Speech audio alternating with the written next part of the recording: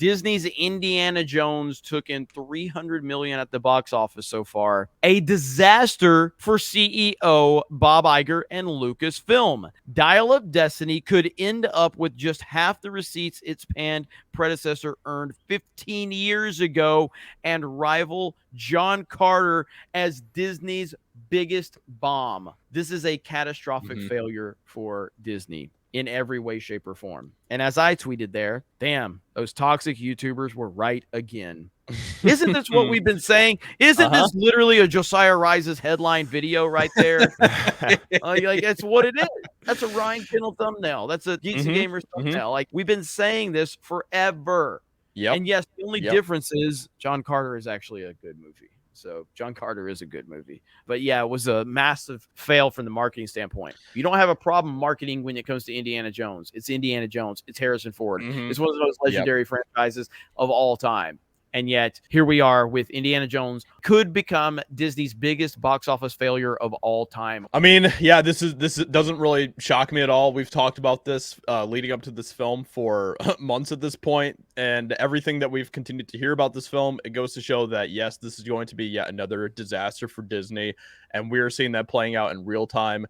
Right now, this is the symptoms of what happens as a company when you continue to isolate your fans, when you continue to talk down to them, when you continue to put out garbage. All of it combined, you're ending up with things like Indiana Jones. Fucking Indiana Jones, an absolute icon when it comes to culture, flopping in the box office. This doesn't shock me at all. You know, once again, like Jeremy said, we were right about what's happening with Hollywood. This falls right in line with their character. Their track record has shown that they don't give a fuck about your legacy characters that have spanned over generations, that families have loved and cherished and looked up to. Indiana Jones is a hero to a lot of people. Just look at Jay. Look at Drunk 3PO. That's his favorite fictional character probably of all time. They disrespect, and at this point, these old legacy characters, they take these actors, they dig them up. Like, Indiana Jones could have been done. Just finish it. Just finish it off. At the very least, you know, maybe reboot it with somebody else. But shit, bringing Harrison Ford back for this is a huge insult. But for Lucasfilm,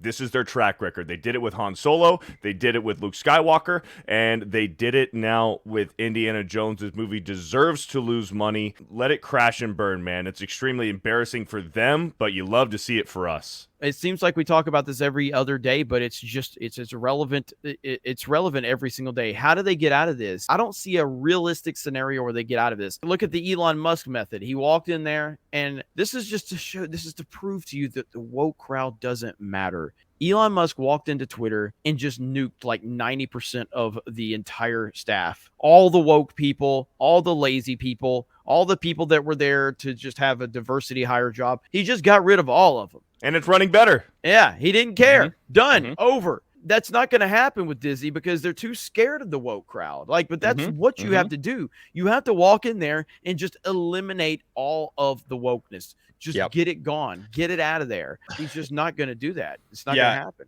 And the problem is that it's so ingrained, not even just like from outside of Disney and stuff, like with the backlash that they could receive from doing something like that. It's so ingrained in everything that they are as a company now. Obviously, they have like all of the DEI stuff. They have it just like built into their DNA at this point. So like it's literally at a point right now where they would have to like go completely like scorched earth and nuke everything and basically start over again when it comes to what they've built and stuff. And honestly, I mean, that's the way to go.